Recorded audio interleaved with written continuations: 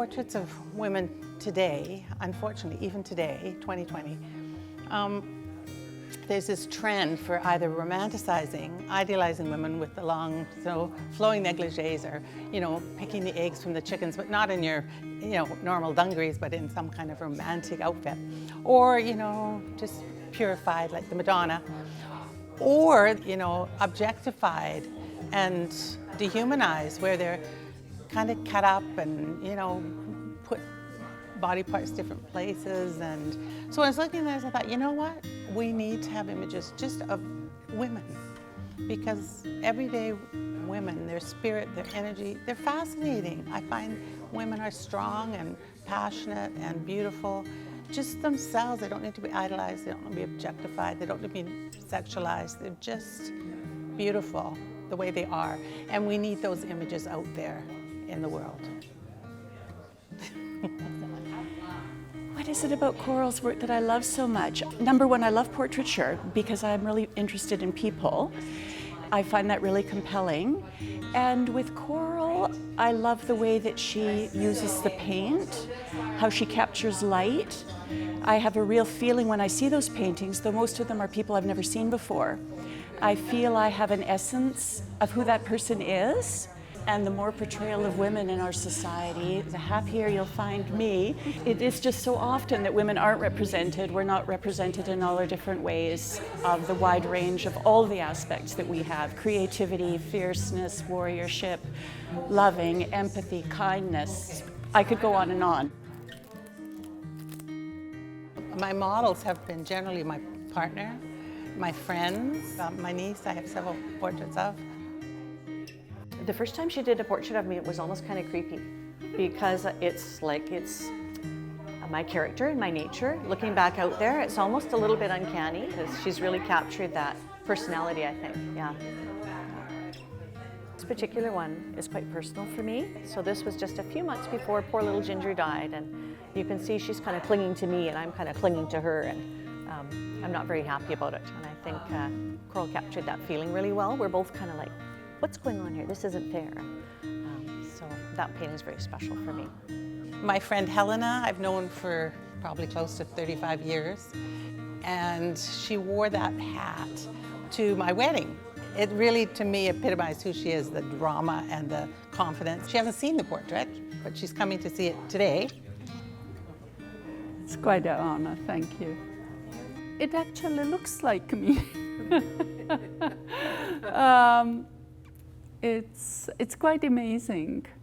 And I remember the occasion when I wore that hat, and that is super special because it was something that is special for my friend Coral. It's quite amazing, I think. Amazing. Wow.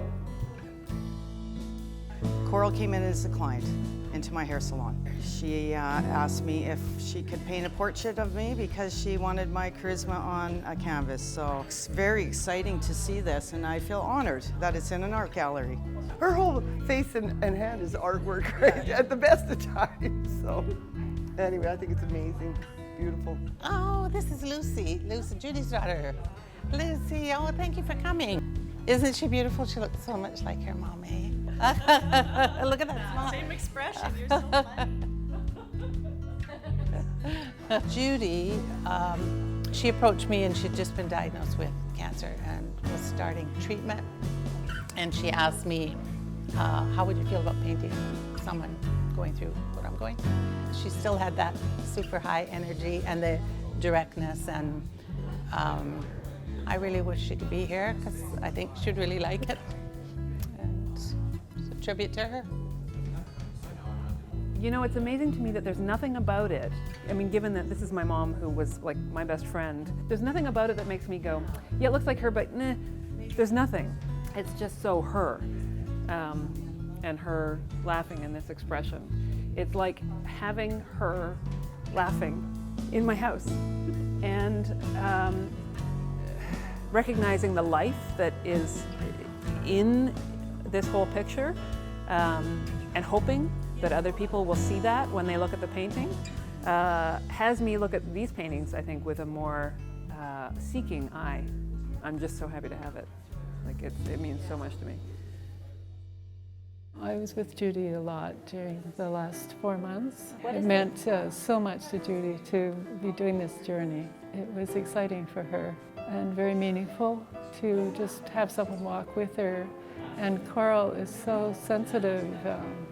I really love how she's interpreted the passion and the tenderness, seeing the spirit as well as what is in front of her, and being able to interpret that with the light in her painting, the colors, the subtleties.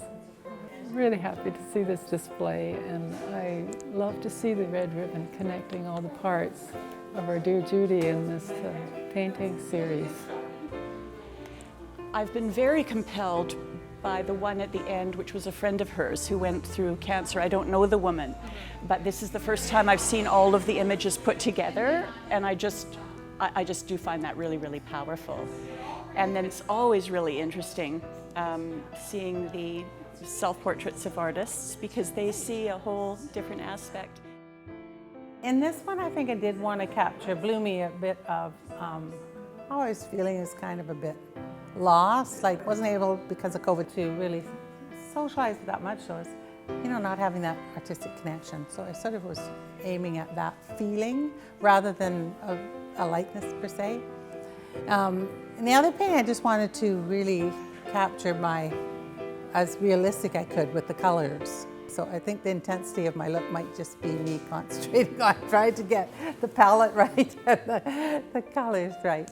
I've definitely painted some interesting men, but there are a lot of portraits of men out there. There's many portraits out there of strong, interesting, attractive men, and there aren't so many of women. There just aren't.